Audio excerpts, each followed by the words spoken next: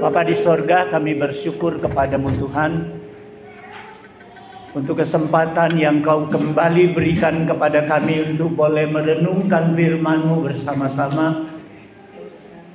Kami mohon Tuhan Engkau hadir pada saat ini di hati kami yang sudah terbuka untuk firman-Mu. Biarlah melalui pencerahan daripada Roh-Mu yang kudus, kami boleh mengerti kehendak Tuhan di dalam firman. Teristimewa pada saat hari ini, kami boleh merayakan hari ulang tahun Jemaat Gereja Kasih Karunia di Kota Pagar Alam ini yang ke-59. Kami mengucapkan syukur kepadamu Tuhan, dan kami serahkan waktu ini di dalam tangan-Mu. Biarlah firman-Mu boleh mengubah hidup kami dan memuliakan nama-Mu. Di dalam Yesus Kristus kami berdoa. Amin. Shalom. Jemaat yang saya kasihi di dalam Yesus Kristus, hari ini hari sukacita bagi jemaat gereja di tempat ini. Karena apa? Karena hari ini kita boleh merayakan hari ulang tahun gereja kita yang ke-59. Saudara sekalian, oleh panitia perayaan saya diberikan tema, yaitu hanya karena anugerah.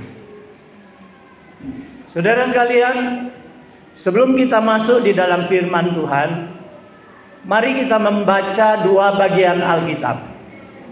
Di dalam kitab Roma pasal 12. Kitab Roma pasal 12 ayat ke-6 hingga ayat ke-8. Kemudian nanti kita baca di dalam 1 Petrus pasal 4 ayat ke-10. Kita baca dulu kitab Roma pasal 12 ayat ke-6 hingga ayat ke-8. Bila sudah mendapatkan, kita baca bersama-sama. Karena ayatnya tidak panjang, kita baca bersama-sama. Kita mulai. Demikianlah kita mempunyai karunia yang berlain-lainan menurut kasih karunia yang dianugerahkan kepada kita. Jika karunia itu adalah untuk bernubuat, baiklah kita melakukannya sesuai dengan iman kita. Jika karunia untuk melayani, baiklah kita melayani. Jika karunia untuk mengajar, baiklah kita mengajar. Jika karunia untuk menasehati, baiklah kita menasehati. Siapa yang membagi-bagikan sesuatu, hendaklah ia melakukannya dengan hati yang ikhlas. Siapa yang memberi pimpinan, hendaklah ia melakukannya dengan rajin. Siapakah yang menunjukkan kemurahan, hendaklah ia melakukannya dengan sukacita. Kita baca lagi di dalam 1 Petrus pasal 4 ayat ke-10. Kita mulai. Layanilah seorang akan yang lain sesuai dengan karunia yang telah diperoleh tiap-tiap orang sebagai pengurus yang baik dari kasih karunia Allah.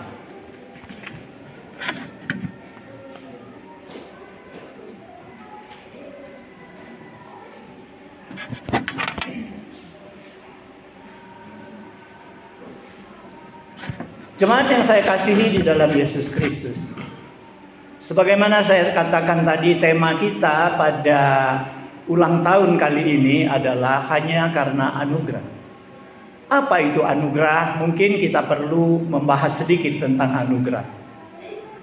Anugerah adalah pemberian yang gratis kepada orang yang sebenarnya tidak layak menerimanya.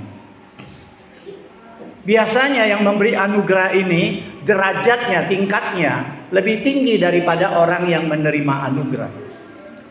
Nah, saudara sekalian, anugerah ini diberikan bukan karena kita punya jasa, bukan. Ya, bukan juga karena kita pantas mendapat anugerah ini baru kita diberikan. Tetapi saat kita memang tidak pantas, tidak layak, tidak ada apa-apa daripada kita diberikan anugerah. Nah, hari ini karena kita merayakan ulang tahun gereja, maka anugerah yang diberikan ini adalah pastinya dari Tuhan. Nah, saudara sekalian, kita tahu di dalam 1 Petrus, di dalam kitab Yakobus pasal 1 ayat 17, Yakobus mengatakan demikian. Setiap pemberian yang baik dan setiap anugerah yang sempurna datangnya dari atas, diturunkan dari Bapa segala terang. Saudara sekalian, itulah anugerah. Menurut Yakobus, anugerah itu adalah pemberian yang baik, dan anugerah itu yang sempurna adalah datangnya dari atas, yaitu dari Bapa segala terang. Saudara sekalian, Allah memberikan anugerah kepada manusia, dan anugerah Allah itu dapat dibagi dua bagian. Yang pertama, anugerah umum. Yang kedua adalah anugerah khusus. Anugerah umum itu apa? Ketika Allah selesai menciptakan langit, bumi, dan segala isinya, maka kepada manusia Allah menyerahkan semua ciptaan ini untuk dikelola, untuk ditaklukkan. Nah, saudara sekalian, inilah anugerah umum. Anugerah umum Allah ini diberikan kepada setiap orang. Mau dia golongan apa, mau dia beragama apa, mau dia berwarna kulit apa, anugerah ini diberikan kepada semua orang. Ini namanya anugerah umum. Dia jahat, dia orang baik, anugerah ini tetap diberikan Allah kepada mereka. Apa itu contohnya? Contohnya, oksigen yang setiap saat kita hirup. Ini anugerah umum dari Allah. Orang jahat pun menghirup anugerah itu. Nah, saudara sekalian, anugerah kedua adalah anugerah khusus juga dari Allah. Anugerah khusus ini adalah Allah berikan kepada orang-orang yang khusus, dan anugerahnya juga khusus. Siapa orang-orang khusus itu? Yaitu orang-orang pilihan Allah. Orang-orang yang percaya kepada Yesus Kristus sebagai penebus, orang yang menerima Yesus sebagai juru selamat, kepada mereka lah Allah memberikan anugerah khusus. Apa anugerah khusus itu? Contohnya keselamatan. Allah tidak memberikan semua orang keselamatan, hanya diberikan khusus kepada orang yang percaya, yang menerima Yesus sebagai juru selamat dan mendapatkan penebusan daripada Yesus. Contohnya lagi, damai sejahtera. Yesus sebelum meninggalkan murid-muridnya, Yesus katakan, aku berikan damai sejahtera kepada kamu. Dan damai sejahtera yang aku berikan ini tidak seperti yang diberikan dunia kepadamu. Jadi di sini kita dapat membedakan bahwa damai sejahtera ada yang dari dunia, yang sifatnya menurut situasi dan kondisi, yang bisa berubah-ubah. Tetapi damai sejahtera yang Allah berikan adalah damai sejahtera yang hakiki, yang tetap ada di dalam semua kondisi dan situasi, di dalam suka dan duka. Damai sejahtera itu tetap ada di dalam hati kita. Inilah anugerah yang khusus. Masih banyak lagi. Nah, saudara sekalian, jadi kalau hari ini kita mempunyai kesempatan untuk merayakan ulang tahun gereja kita yang ke-59. Ini benar-benar adalah anugerah khusus Allah kepada jemaat yang ada di Kota Pagar Alam ini. Jemaat Metodis. Tidak kepada jemaat yang lain. Ini anugerah yang khusus yang Allah berikan kepada kita. Nah, saudara sekalian, dan anugerah khusus ini diberikan kepada jemaat ini, bukan diberikan kepada gereja. Saudara sekalian, Karena gereja kita sebenarnya belum berusia 59 tahun. Ya, saya dengar kemarin, saya tanya dengan Pak Johan. Gereja pertama ditempati di sini adalah tahun 74, bulan 6 dan tanggal 9. Saudara sekalian, dari 74 sampai sekarang belum 59 tahun. Itu gereja yang dibangun dari kayu. Kalau gereja permanen yang kita tinggalkan sekarang, itu baru dibangun pada tahun 97 pada masanya Pak Pendeta Simangunsong. Nah saudara sekalian, jadi ulang tahun ini adalah untuk jemaat gereja Metodis, bukan untuk gedung gerejanya, bukan. Jadi saudara sekalian, benarlah apa yang dikatakan, bahwa gereja itu bukan hanya bangunannya, tetapi adalah orang-orangnya, adalah jemaat-jemaatnya. Nah saudara sekalian, kita harus menyadari bahwa seperti apa yang dikatakan oleh pemazmur, jikalau bukan Tuhan yang membangun rumah, sia-sialah jeripaya orang yang membangunnya. Jikalau bukan Tuhan yang mengawal kota, sia-sialah pengawal berjaga-jaga. Tadinya saya berpikir ayat ini cukup menyulitkan. Menyulitkannya di mana? Kalau bukan Tuhan yang bangun rumah, maka sia-sia orang yang bangun rumah. Apakah orang nggak bisa bangun rumah kalau Tuhan tidak bangun? Lantas bagaimana caranya Tuhan bangun rumah sehingga tidak sia-sia? Kemudian dampingannya adalah jikalau Tuhan tidak mengawal kota, maka sia-sialah pengawalnya berjaga-jaga. Jadi Tuhan yang berjaga, pengawal berjaga nggak ada gunanya. Saudara sekalian, saya berpikir ayat ini sangat dalam untuk kita mengerti. Manusia boleh saja bangun rumah, mampu. Orang tidak percaya, orang beragama apapun, dia bisa bangun rumah, gedung yang mewah, villa yang mewah. Dia mampu bangun.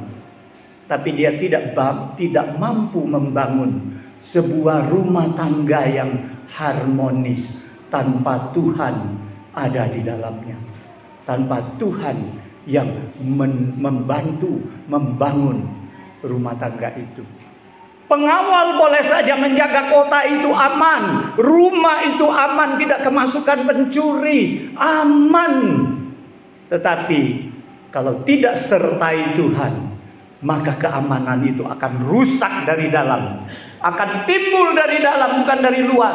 Nah saudara sekalian, jadi di sini mengatakan rumah itu yang mana yang penting, rumah yang di dalam atau rumah yang di luar, keamanan yang di dalam atau di luar. Saudara sekalian, Tuhan melalui Mazmur ini mengatakan kalau bukan Tuhan yang membangun, maka orang bangun rumah sia-sia. Kalau bukan Tuhan yang mengawal kota itu, maka pengawalnya juga sia-sia mengawalnya, berjaga-jaga. Berarti di sini ketika kita merayakan gereja kita akan bersyukur. Kita harus bersyukur bahwa selama ini Tuhan bukan saja memberikan kemampuan kepada jemaat ini untuk membangun gerejanya, membangun rumahnya, tetapi Tuhan juga memberikan kemampuan untuk boleh mengawal rumah Tuhan ini sampai pada saat ini pelayanan tetap bisa berjalan, firman Tuhan tetap boleh diberitakan, jiwa-jiwa tetap boleh dimenangkan. Saudara sekalian,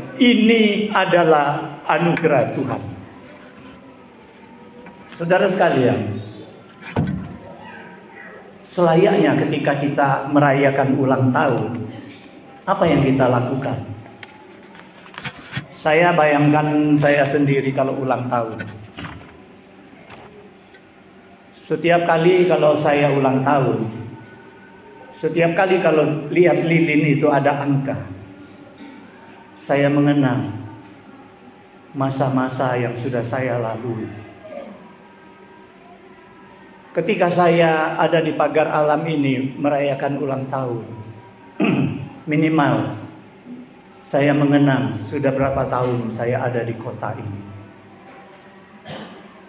Tahun 77, ketika saya masih muda, usia 27 tahun. saya sudah ada di pagar alam ini. Dan saya mengenang kembali bagaimana ketika saya datang ke kota pagar alam ini, baik secara ekonomi, secara usaha, dan keluarga. Dan saya bandingkan saat ini, ketika saya berdiri di meja ulang tahun ini, bagaimana Tuhan sudah memberkati, bagaimana Tuhan sudah memimpin sepanjang jalan ini. Lalu saya mengenang kembali apa yang saya sudah buat untuk rumah tangga saya, apa yang sudah saya buat untuk anak-anak dan istri saya, apa yang sudah saya buat untuk Tuhan. Apakah itu berhasil ataukah itu gagal? Saudara sekalian, saya akan menemukan ada yang berhasil, ada juga yang gagal.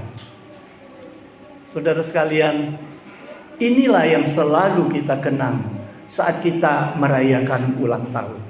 Oleh sebab itu, kita harus mengucap syukur. Apakah itu berhasil, apakah itu gagal, kita tahu itu adalah jalan kehidupan. Karena manusia hidup tidak selalu berhasil. Ada pasang surutnya, kadang berhasil, kadang gagal, kadang berhasil, kadang gagal. Kita lihat bagaimana perjalanan hidup daripada Yusuf. Dia dijual oleh saudara-saudaranya. Dia jadi budak di rumah Potifar. Kemudian dia diangkat jadi pengurus di rumah Potifar. Dia naik, sudah dia daun, dia naik. Kemudian dia difitnah oleh istri Potifar. Dia masuk penjara, hidupnya turun lagi ke lembah. Dan ketika dia menjelaskan mimpi Raja Firaun, dia diangkat kembali menjadi tangan kanan Firaun, kembali naik. Inilah hidup manusia. Hidup gereja, pelayanan gereja sudah pasti ada berhasil, pasti ada kegagalan. Saudara sekalian, kita harus ingat apa yang dihasilkan oleh gereja kita selama 59 tahun ini. Pertama, sebelum tahun 65, saya tahu pengurus dari jemaat di sini, belum ada jemaat waktu itu. Ada beberapa orang yang pergi ke Lahat minta tolong dilayani oleh Pak Caidi Yunus dan Ibu. Kemudian Pak Caidi Yunus dan Ibu, pendeta di Lahat, datang ke pagar alam melayani. Setelah beberapa kali melayani, maka pada tanggal 6 bulan 6 tahun 65, mereka resmikan satu pos pelayanan, pos PI di gudang rumah orang tuanya Pak Johan. Gudang roti, saudara sekalian.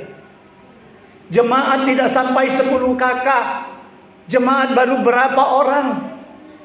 Saudara sekalian, setelah numpang di gudang rotinya Pak Johan, kemudian mereka alih lagi ke foto studionya Pak Petrus Ali.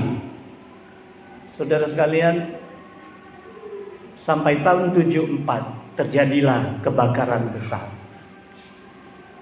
Mereka tidak punya tempat ibadah, dan pada saat itu mereka sudah beli tanah di sini. Mereka sudah bangun rumah ibadah dengan papan. Pada saat itu karena mendesak kebutuhannya, mereka ibadah di sini. Sebelum gereja ini diresmikan, sebelum pengguntingan pita, gereja ini sudah dibuka untuk dipakai. Nah, saudara sekalian, kita tahu ini adalah keberhasilan. Saudara sekalian, dari ibadah menumpang di tempat orang sampai ibadah di gereja sendiri, ini adalah hasil daripada anugerah Tuhan melalui jemaat ini. Saudara sekalian, kemudian kita lihat di bidang misi. Kita mendirikan PKMI pada saat Pak Simanung Kalim. Itu kira-kira tahun 79. Saudara sekalian, mulai dari TK, SD, kemudian pada zamannya Pendeta Simangun Song, kita adakan SMP. Nah, saudara sekalian, walaupun mengalami pasang surut perguruan ini, tapi kita tahu bahwa perguruan ini sudah menghasilkan sejumlah murid yang berprestasi. Mereka dapat diterima sekolah studi di luar negeri. Mereka bisa diterima di kota-kota besar sekolahnya. Mereka punya prestasi yang membanggakan, baik di kota Pagar Alam sampai ke provinsi. Saudara sekalian, ini misi di bidang misi. Di bidang pos pelayanan, kita tahu kita pernah buka pos pelayanan di Damai, di tempat Iis itu namanya apa, Bu Iis? Ya, di mana? Waktu zamannya pendeta Sarumaha. Saudara sekalian, tapi berjalan hanya 1 tahun. Karena sesuatu hal kita tidak lagi melanjutkan pos di sana. Damai Sejahtera kalau nggak salah kita namakan. Nah, kita juga membuka pos pelayanan di Bengkulu waktu Pak Simanunggalit. Sampai kita dapat mengontrak tempat ibadah di sana. Tetapi karena jalan dari Pagar Alam ke Bengkulu itu putus, akhirnya Pak Pendeta Simanunggalit dengan Pak Johan menyerahkan pos pelayanan itu kepada Lubuk Linggau untuk menanganinya karena dekat. Ini di bidang misi. Kita juga pernah mengadopsi Wonorejo. Saudara sekalian, bukan hanya mengadopsi Wonorejo saja, tetapi kita juga melalui jemaat ini, melalui sumbangan daripada jemaat ini, kita bangun gereja di sana. Saudara sekalian, dari gereja papan kita bangun jadi gereja permanen. Ini misi. Ya. Sampai saat ini kita masih mengelola warung makan murah. Dan itu masih berjalan untuk menolong orang-orang yang kurang mampu. Saudara sekalian, dari gereja ini juga menghasilkan tidak kurang dari 5 orang anak jemaat yang kita promosikan, kita orbitkan, akhirnya menjadi hamba Tuhan. Dan akhirnya sampai saat ini, walaupun mereka tidak melayani di metodis semua, tetapi mereka tetap melayani di ladang Tuhan. Nah, saudara sekalian, ini misi, ini keberhasilan. Saudara sekalian, semua prestasi ini kita paparkan di sini. Bukan untuk membanggakan bahwa kita ini hebat, bukan. Bukan untuk meniadakan, untuk mengecilkan arti pertolongan Tuhan dan anugerah Tuhan. Bukan. Tujuan saya memaparkan semua prestasi ini supaya untuk generasi seterusnya, prestasi ini kita harus kembangkan lagi. Semangat untuk bekerja melayani Tuhan ini harus dikembangkan terus, bahkan akan berlebih-lebih. Karena apa yang mau kita banggakan? Prestasi yang sekecil ini, bila kita bandingkan dengan prestasi gereja-gereja yang lain yang besar, kita belum ada arti apa-apa. Tetapi saudara sekalian, inilah yang sudah dikerjakan oleh pelaku-pelaku sejarah gereja kita, oleh jemaat-jemaat yang masa lalu dari gereja ini. Pendeta Caidi Yunus dan ibunya sebagai perintis. Jemaat-jemaat tua ada yang sudah dipanggil Tuhan, ada sampai saat ini masih ada. Mereka sudah memberi hatinya, memberi pengorbanannya untuk gereja ini. Dan kepada mereka kita harus memberikan penghormatan yang tinggi. Kita harus memberikan penghargaan yang tinggi. Karena maju mundurnya gereja tergantung orang-orang di dalamnya. Gereja tidak bisa maju sendiri. Orang-orang di dalamnya yang menentukan maju mundurnya gereja ini. Saudara sekalian, ketika kita menerima anugerah yang khusus, Ketika kita menerima hadiah yang khusus daripada Allah, bagaimana kita harus menjaga, menghargai hadiah itu, supaya hadiah itu tidak hilang daripada kita. Saudara sekalian,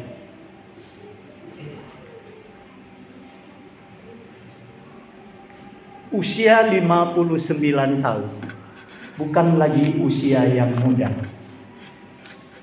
Kita tahu di segi masa waktu 59 tahun itu sudah lebih dari setengah abad. Di segi usia manusia 59 tahun itu sudah tergolong pra-lansia, sudah mau masuk ke tahap lanjut usia. Nah saudara sekalian, di dalam usia yang demikian, menurut kesehatan, ilmu kesehatan, usia yang sedemikian ini adalah usia yang beresiko besar. Yang beresiko besar. Kenapa beresiko besar? Karena rata-rata orang yang sudah berusia pralansia ini sudah malas bergerak, malas berolahraga, malas mengecek kesehatan, makannya sudah tidak bisa lagi dijaga, pantangan juga nggak diperhatikan lagi. Nah, masa-masa seperti inilah bila kita tidak menjaga, kita tidak memelihara dengan baik, maka potensi kita akan diserang oleh berbagai macam penyakit. Gereja pun demikian. Saudara sekalian, ketika gereja stagnasi, ketika gereja tidak lagi bergerak, ketika gereja tidak lagi bermisi, maka ini ciri khas gereja yang akan mati. Akan terjadi di dalam jadi gemuk, tetapi di luarnya kurus. Saudara sekalian, akan terjadi di gereja sudah tidak ada masalah, kita timbulkan masalah karena tidak ada pekerjaan, karena tidak ada misi yang harus kita tuju. Kita urus di dalam terus. Kita cari-cari urusan. Saudara sekalian, gereja harus buka pintu. Gereja harus seperti orang tua berolahraga, melatih diri. Gereja juga harus memeriksakan kesehatan berkala. Koreksi apa kesalahan kita, apa kekurangan kita, kita perbaiki. Saudara sekalian, ingat, usia 59 bukan lagi usia yang muda. Jadi kita harus benar-benar memelihara kesehatan gereja ini, agar gereja ini ke depan tetap eksis. Gereja boleh tua, semangat tidak boleh tua. Saudara sekalian, gereja tua, semangat tidak boleh tua. Karena Pemazmur 92 ayat 15 mengatakan demikian, pada masa tua pun mereka masih berbuah, menjadi gemuk dan segar. Saudara sekalian, inilah harapan dari Tuhan, juga pasti harapan kita semua. Makin tua kita masih tetap berbuah, dan makin gemuk dan makin segar. Saudara sekalian, di sebuah kota besar terdapat sebuah gereja yang besar. Gereja ini cukup maju. Di depan pekarangan gereja itu tertanam sebuah pohon mangga. Dan pohon mangga ini sangat subur dan rindang. Gereja ini bermerek apa?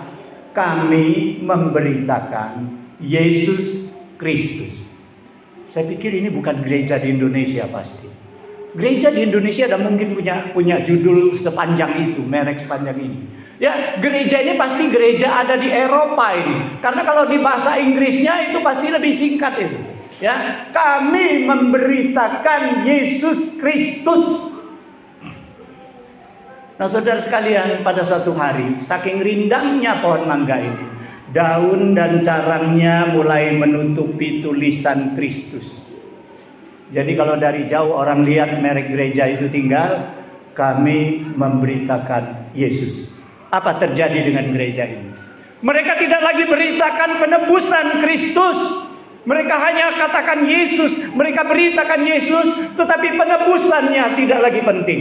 Inilah ciri khas pengajaran daripada Kristen progresif. Salah satu, keselamatan tidak perlu hanya melalui penebusan Yesus. bisa melalui jalan yang lain. Nah saudara sekalian, makin lama daun itu menutupi lagi Yesus. Jadi hanya terbaca, kami memberitakan. Saudara sekalian, apa yang terjadi dengan gereja? Gereja pada saat itu bukan lagi beritakan Yesus dan juru selamatnya, bukan. Yang diberitakan apa? Politik, ekonomi, kesehatan, wah dunia, semua ceramah dunia masuk ke gereja. Akhirnya apa? Daun dan carang pohon mangga ini menutupi semua merek itu. Apa yang terjadi dengan gereja? Gereja disegel oleh pemerintah, tutup pintu. Nah saudara sekalian, merek gereja kita apa? Kasih karunia. Apakah sampai saat ini orang lain masih melihat ada kasih karunia yang di dalam gereja Metodis ini? Apakah karunia sudah hilang? Apakah kasihnya sudah hilang? Hati-hati saudara sekalian, karena iblis bisa menutupi itu semua melalui hati kita ditutup. Melalui hati kita tidak lagi memandang kemuliaan Tuhan, tidak lagi memandang pekerjaan dan pelayanan Tuhan. Yang kita pandang dunia dan kepentingan pribadi kita. Saudara sekalian, kasih karunia harus tetap kita pancarkan keluar, sehingga orang melihat gereja ini penuh dengan kasih karunia. Saudara sekalian, di dalam 2 Korintus pasal 2 ayat 15 dan pasal 3 ayat 2 dan 3, Paulus mengatakan bahwa kamu adalah bau harum dari Kristus. Kamu adalah surat Kristus yang dapat dicium, yang dapat dibaca oleh banyak orang. Saudara sekalian, sampai pada hari ini, apakah gereja kita tampil dengan harum Kristus? Apakah gereja kita menampilkan diri sebagai surat Kristus yang dapat dibaca orang, yang merupakan surat pujian? Paulus mengatakan apa?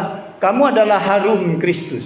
Kalau bagi orang yang harus binasa, harum kamu itu mematikan dia. Tetapi bagi orang yang diselamatkan, keharumanmu itu akan memuliakan Tuhan. Saudara sekalian, apakah kita merupakan keharuman Kristus? Apakah kemana-mana kita pergi, kita memancarkan keindahan dan keharuman Kristus? Apakah orang memandang gereja kita, apakah orang memandang jemaat kita merupakan suatu surat pujian daripada Kristus? Mereka memuji gereja ini, atau mereka mencibirkan bibirnya kalau gereja kita disebut? Saudara sekalian, akhirnya gereja bukan hanya menerima anugerah. Gereja juga harus hidup bertumbuh di dalam anugerah. Karena anugerah itu harus bertumbuh, harus bertambah melimpah. Saudara sekalian, kepada kita Allah telah memberikan talenta-talenta. Tidak ada seorang pun tidak diberikan talenta oleh Tuhan. Dan itu adalah anugerah gratis. Itu bukan karena kita hebat, sejak lahir kita sudah pintar nyanyi. Enggak, talenta itu diberikan oleh Tuhan. Saudara sekalian, sudah sejak lahir aku sudah pintar khotbah. Enggak, Tuhan yang memberikan talenta itu. Nah saudara sekalian, talenta itu kata Paulus tadi apa? Harus kita pakai. Kalau kita pintar mengajar, mengajarlah, jangan menyesatkan. Kalau kita pintar membimbing orang, bimbinglah orang. Kita punya kasih, kasihilah mereka. Banyak karunia bermacam-macam itu kita miliki. Tetapi pertanyaannya, apakah kita sudah pakai karunia-karunia kita untuk mengembangkan anugerah karunia itu? Saudara sekalian, kadang-kadang kita baca, kita pikir ya, Tuhan ini beri karunia sama kita. Dia mau kita kerjakan karunia itu supaya menghasilkan buah. Seolah-olah Tuhan ini seperti orang yang diberi talenta, satu talenta itu, Tuhan ini enggak kerja, enggak bercocok tanam, tapi menuntut buah daripada saya. Saudara sekalian, apakah demikian? Kita lihat ketika Tuhan memberikan orang 5 talenta dan 2 talenta dan 1 talenta. Apa yang Tuhan katakan kepada yang 5 talenta dan 2 talenta itu? Mereka yang menerima 5 dan 2, mereka mengusahakan talenta itu sehingga berhasil. Mereka laporkan kepada tuannya, Tuhan, talenta yang Tuhan berikan kepada saya yang 5 itu saya sudah mendapatkan keuntungan 5 talenta. Apakah Tuhan itu mengatakan, sini modal saya, keuntungan kita bagi 2? Enggak, saudara sekalian. Tuhan itu mengatakan apa? Masuklah ke dalam kerajaanku, nikmatilah kebahagiaanku, kesenanganku. Itu semua kita nikmati, saudara sekalian. Kita pikir jemaat kita waktu awal hanya belasan orang. Sekarang saya yang pegang buku absen, saya tahu jemaat itu lebih dari 100 orang. Itu adalah anugerah Tuhan, saudara sekalian. Jadi talenta itu harus kita kembangkan.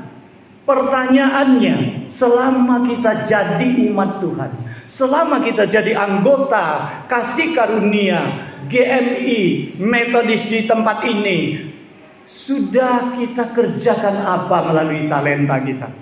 Apakah talenta itu kita pendamkan atau kita kuburkan seperti hamba yang tidak bertanggung jawab itu? Dan akibatnya talenta yang diberikan itu dicabut oleh tuannya, dan dia dihukum, dan dia dilemparkan keluar daripada Tuhan. Nah, saudara sekalian, hari ini kita merayakan jemaat ini tahun ke-59.